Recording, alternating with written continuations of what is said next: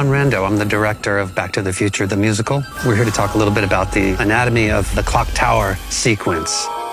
It's such an iconic scene. How are you going to do the clock tower sequence? This cinematic masterpiece done in a theatrical, three-dimensional way. Every single element of the design needs to come together. Like, everything is important in that moment. I took the sequence from the movie and I literally storyboarded it frame by frame, and I used that as a starting point. And then it became really clear to me that we needed to utilize what the film does brilliantly, which is long shot and close up. It's all a question of picking out and showing the audience what we want them to see. But whilst we're looking at one thing and it's a slight sort of trick of the eye, we're looking at Doc at the top of the tower and he's going off stage left or stage right. We're actually changing the set behind in the dark, and we're moving the car into position ready to jump cut to Marty driving in the car.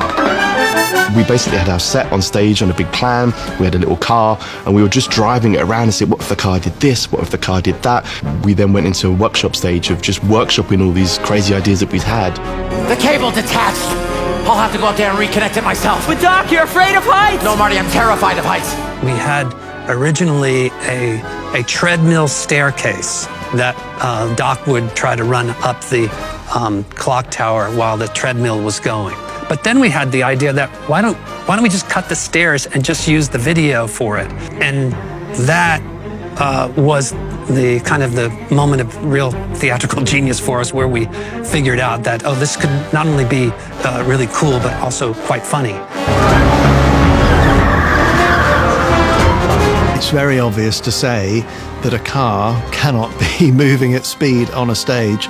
So what do? You move everything around it. I think a lot of that was looking at how to use layers of perspective to create the sense that the midground, which is effectively Marty in the car, is moving by having a foreground and a background behind it.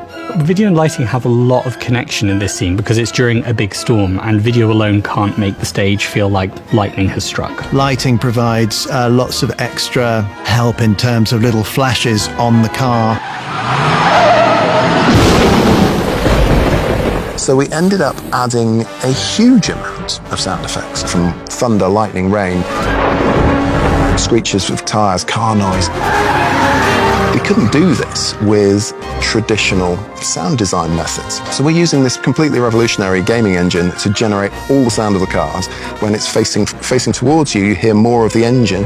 When it spins round, you hear more of the exhaust pipes. And I mean, a massive technical thing, and yeah, I believe it's a first. The clock tower sequence in the show is an absolute riot of music. There is a very interesting little detail about this piece, and it's really about how Alan worked with us. He'd take the rushes from the day's rehearsal and he'd write to the rehearsal room picture. I've never had to be so collaborative with a team in order to create something so heightened as the clock tower sequence is.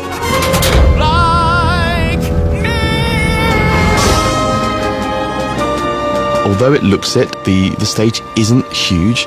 Like, it hasn't got a huge amount of depth. And I've got a car that's traveling at 88 miles an hour upstage, and it's then got to disappear at the end.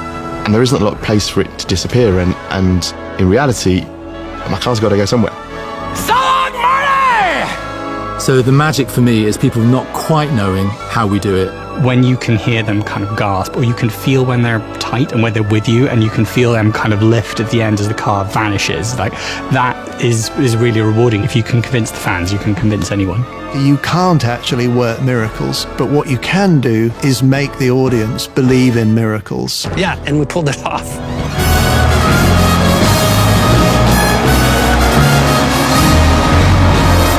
88 miles per hour.